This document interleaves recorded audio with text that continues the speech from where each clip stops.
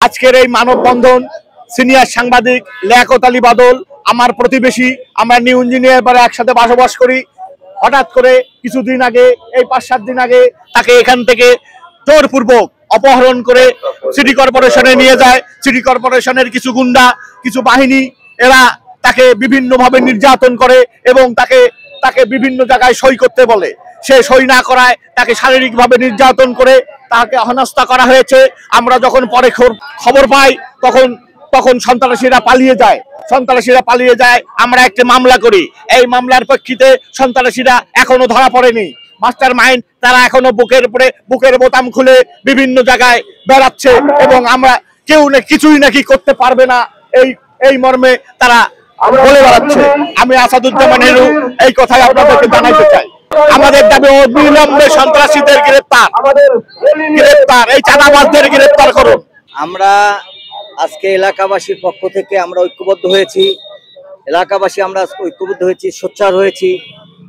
Engineer পাড়ার একজন বাসিন্দা, রংপুরের একজন সিনিয়র সাংবাদিক লিয়াকত আলী বাদলকে কিভাবে অপহরণ করে নিয়ে গিয়ে সিটি কর্পোরেশনের প্রধান নির্বাহী কর্পোরেশনের কাছে তাদের অপকর্মগুলো ঢাকানোর জন্য তার কাছে মাপ চাইতে একটা রিপোর্ট করার কারণে তার কাছে মাপ চাইতে বলেছে এবং এর সঙ্গে যারা মদত দিয়েছে তারা নিয়ে তার শুধু অপহরণ করে নিয়ে যায়নি, তারা রংপুরের কাছারি বাজার থেকে মারধর করতে করতে সিটি কর্পোরেশন নিয়ে গেছে।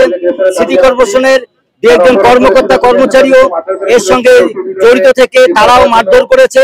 একজন সিনিয়র সাংবাদিককে কিভাবে মারধর করে, কিভাবে একজন মানুষকে বাক স্বাধীনতা হরণ করার জন্য আজকে তারা এই কাজগুলো করে, সেটার বিচারের জন্য আজকে আমরা এলাকাবাসী ঐক্যবদ্ধ হয়েছি।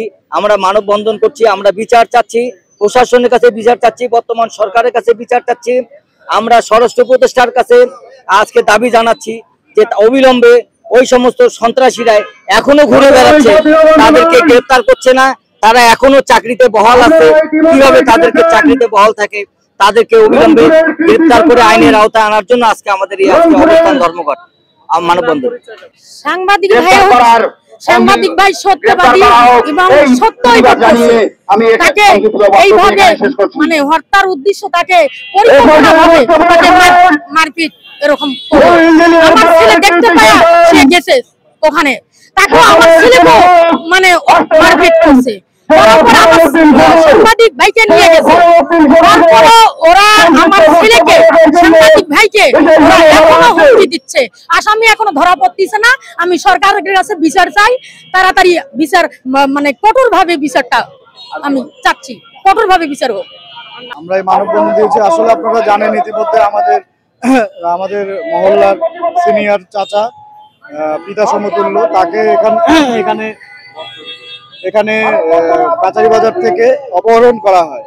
তো এখানে মব সৃষ্টি করার জন্য, দেশে একটা অস্থিতিশীল পরিস্থিতি তৈরি করার জন্য তারা এই নেককারজনক ঘটনাটি ঘটিয়েছে, এই আমাদের বাদল চাচার অপহরণ করার জন্য। তাই আমরা এখানে প্রতিবাদ এবং আমরা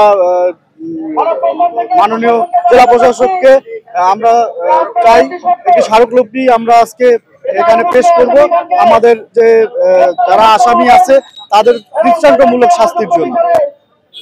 এজন্য আমরা এখানে আজকে একসঙ্গে আমাদের নিউ ইঞ্জিনিয়ার পাড়াবাসী একত্রিত হয়েছে।